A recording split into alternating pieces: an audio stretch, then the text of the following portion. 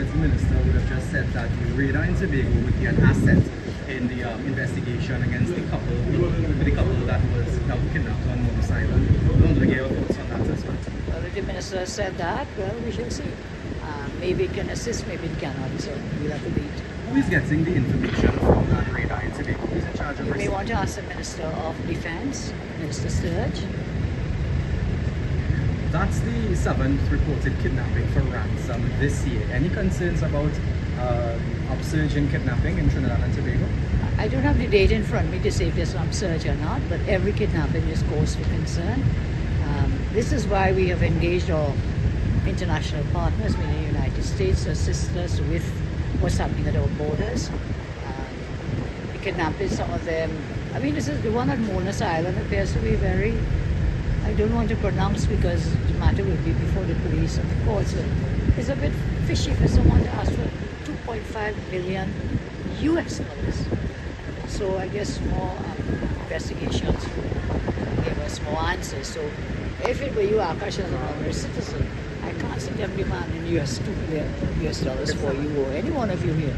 So we need to get drilled down into it. The police need to do more investigations. You would have said just now we could ask some Minister Sturge about who's receiving that data. It's very difficult to get Minister Sturge to speak with us to answer any of our questions. So you want me to go? I was hoping you could maybe, as his boss, you could be the one as the head of national security. I don't have the Council. information with me. That's what I'm suggesting because he's the one dealing with those matters.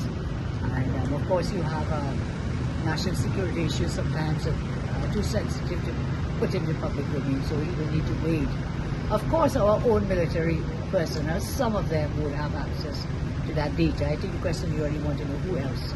So we have to ask Minister Sturge. So anyone from the US? Anyone from our US so partners? we have to ask Minister Sturge.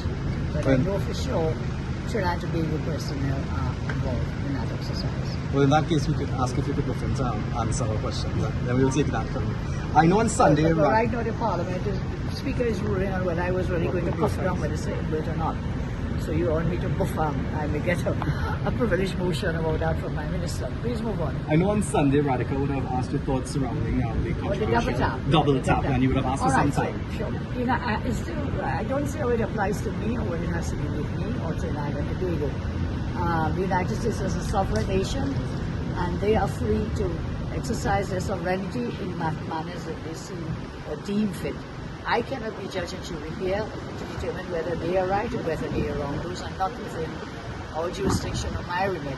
I would say this, however, that if there is a boat or a ship out in international waters and it doesn't carry a flag, so you don't know, does it belong to TNT, does it belong to US, does it belong to, then my advice is that within the law, they are treated like pirates and therefore will not have the protection that others carrying a flag, identifying who they are and where they're going. So they're basically pirates at sea.